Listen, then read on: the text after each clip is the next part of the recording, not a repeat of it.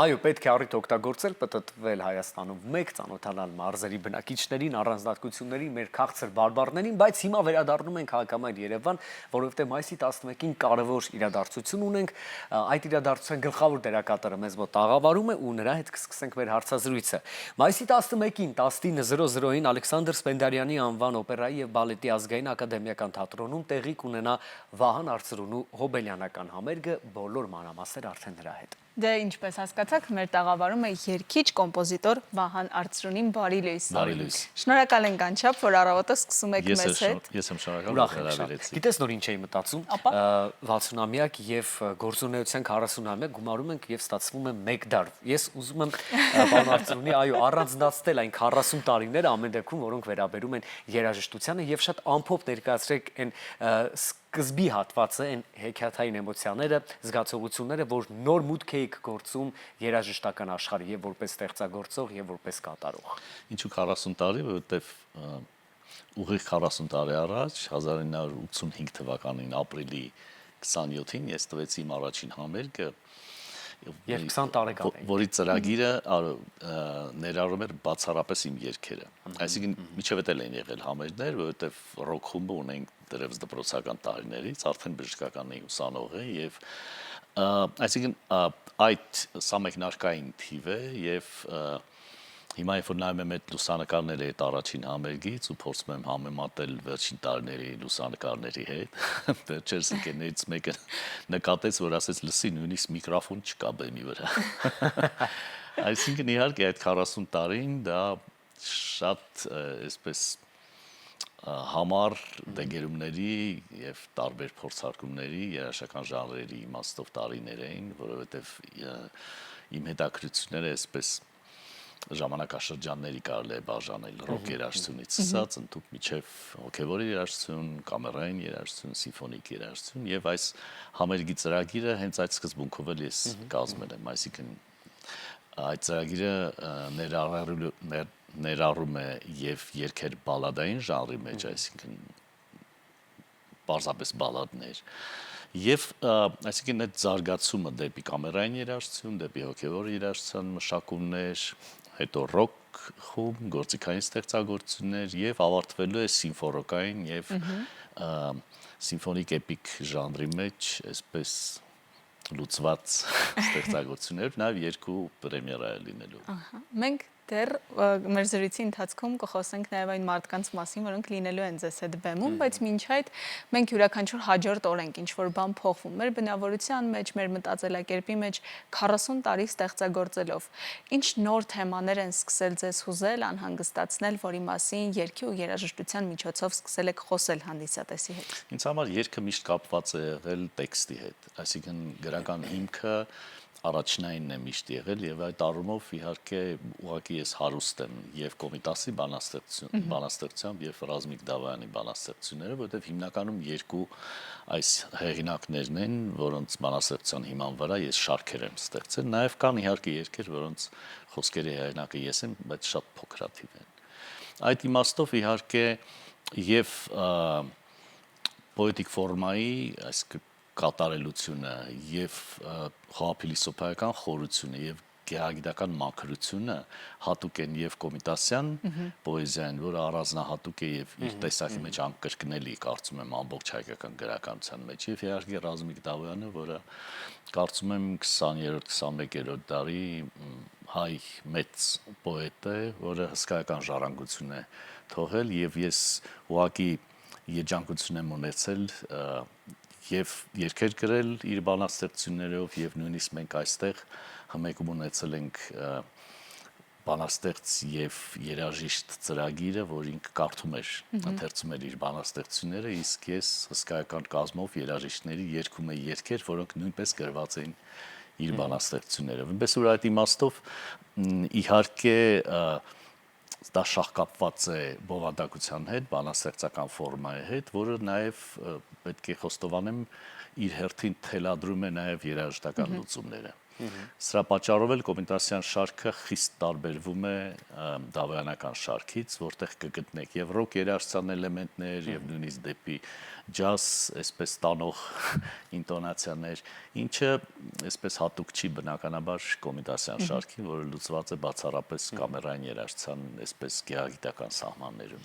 Իսկ ունենք ժամանակակից ստեղծագործողներ, ովքեր ձեզ հանգիստ չեն թողնում լավ իմաստով եւ կպտում են ձեր հոգու նուրբ լարերին եւ գուցե օրերից մի օր ժամանակակից պոեզիայի հիմքով ստեղծվեն երաժշտություններ եւ որոնք կկատարվեն այլ ձեր կողմից։ Ինչ ունենք այսօր այդ մասով։ Ես կարծես թե այս էջը փակել եմ, այսինքն պատկերացրեք իմ վերջին երգը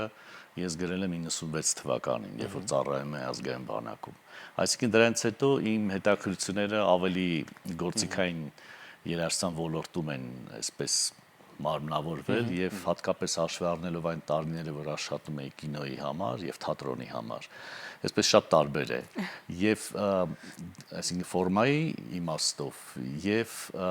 նաեւ հնարավորություններով բեմից ներկայացնելու, որտեւ օրինակ թատրոնի համար գրված երաժշտությունը կապված է նրա հետ խաղում են ներկայացումը թե չէ։ Այս պահին կամերային թատրոնում կա ներկայացում, որը ըստ Անուշ Ասիլբեկյանի պիեսի է, ես անուն չունեմ, մոնոդրամա է եւ մենք մեր հեռուստադիտողներին հասցրել ենք դերասանուհու օգնությամբ նաեւ պատմելու այդ ներկայացման մասին։ Եվ երկրորդ ներկայացումը, որ արդեն 18 տարի է բեմի վրա է, Մնջախաղի թատրոնի գիրք ծաղկանց ներկայացումն է, որի համար երաժշտություն է ես եմ գրել, այո։ Իսկապես սա բազմաճյուղ փորձառություն է նաև ձեր 40 տարիների, պաշտոնական 40 տարիների երաժշտական գործունեության ընթացքում, բայց ինչպես է փոխվել հանդիսատեսը, ինչպիսի ակնկալիքներ ունի այսօր, հատկապես երիտասարդ հանդիսատեսը։ Տարիքային իմաստով շատ է փոխվում, որտեղ սերունդները փոխվում են, այսինքն ոչ միայն հանդիսատեսի, նաև այն երաժիշտների, որոնք ինձ հետ բեմի վրա են։ Բայց որակի տեսակետից, այսինքն հանդիսատեսի տեսակի առումով անփոփոխ է։ Այսինքն այն հանդիսատեսն է, որը հստակ գիտի ուր է եկել, ում հետ անմիջապես ես մտնում եմ երկխոսության մեջ եւ այն հանդիսատեսն է, որը այսպես շռայլորեն վերադարձնում է քեզ այն էներգիան եւ այն լիցքերը, որ դու հաղորդում ես բեմից։ Ըստ արտիստի կայացած լինելու գրավականներից մեկն էլ այդ է եւ բացառություն չեք նաեւ դուք, որ 40 տարիների ընթացքում համենայն դեպս լինելով իհարկե սերնդափոխություն, բայց դուք ունեք արդեն ձևավորված հանդիսատես, ինչպես դուք նշեցիք, ովքեր գիտեն հստակ ուր են գալու եւ ինչ են վայելելու։ 40 տարիների ընթացքում միանշանակ բազում համերգային ծրագրեր, հոբելյանական երեկոներ, հեղինական երգեր եւ այլն, բայց վստահ կարող ենք ասել, որ յուրաքանչյուր համերգային ծրագիր ինչ որ առանձնահատկություն համենայն դեպս ունեցել է ձեզ համար, ինչպես մեր դերասաններիս համար յուրաքանչյուր դերը։ Այս համերգային ծրագիրը ինչով կառանձնացնեք համենայն դեպս եւ ինչ առանձնահատկություններ կնշեք։ Համերգային ֆորման միշտ կապված է այն երաժիշտներից, որոնք ընկերակցում են քեզ բեմի վրա եւ այդ առումով իհարկե այսինքն սկսած դուետային ֆորմայից Նելի Մանուկյանի հետ ֆլեյտար, ընդհուպ միջև համերգները սիմֆոնիկ նվագախմբերի մասնակցությամբ այս ամենը եղել է միշտ եւ այդ իմաստով մայիսի 11-ի համերգը նաեւ խորհրդանշական է, որովհետեւ ինձ հետ բեմի վրա է լինելու Աննա Մայլյանը, Հայաստանի Հանրապետության վաստակավոր արտիստ, պրոֆեսոր, որի հետ մենք սկսել էինք, այսինքն 98 թվականին նա առաջին կատարողն է եղել Կոմիտաս 10 հայտնություն շարքի։ Եվ իր կողքին լինելու է իմ դուստրը Անայիս Արծրունին, որը առաջին անգամ պետք է բեմ բարձրանա եւ նվագախմբի այսպես մասնակցությամբ երգի էլի այդ շարքից։ Նաեւ Նելի Քալաշյանը եւ Ժաննա Դավթյանը հրաշալի երգչուհիներ, սոպրանո եւ ալտ, որոնց հետ արդեն փորձառություն ունենք։ Նախորդ մեր հանդիպմանը այստեղ մենք էլի օպերային թատրոնում պետք է համերգ լիներ Մաշտոց Կոմիտաս շարքը եւ Նելին փայլուն կատարեց եւ որպես մենակատար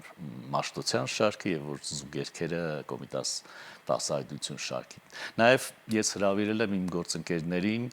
օրինակ Նորայր Քարտաշյանին եւ իր Մենուա խմբի երաժիշտներին, որոնք որ նույնպես միանալու են մեզ, Դավիթ Մելքոնյանը, ջազ նվագախմբի գեղարվեստական ղեկավար եւ սաքսոֆոնահար նույնպես պետք է մասնակցի եւ իհարկե Արծրունի պրոգրեսիվ երաժշտության խումբը, Մադատ Ավանեսով, Լևոն Հախվերդյան, Վահագն Ամիրխանյանը սոլո գիտարար, հատուկ Գերմանիայից գալու է այս համերգին մասնակցելու, որովհետև 8 տարի ապրում է այնտեղ։ Եվ մի խոսքով Երաժշտական Տոն է հրավառության լինելու, այո։ ամենակարևորը իհարկե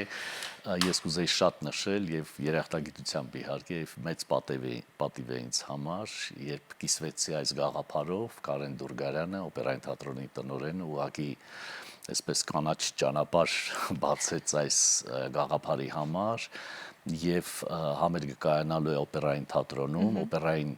թատրոնի սիմֆոնիկ նվագախմբի մասնակցությամբ եւ համերգը ղեկավարելու է դիրիժոր Հարություն Արզումանյանը։ Հիանալի է, իսկապես մշակութային ու երաժշտական հրավառություն է ձեզ սպասվում, մեզ բոլորի սպասվում։ Սիրելի հեռուստադիտողներ, մայիսի 11-ին ժամը 19:00-ին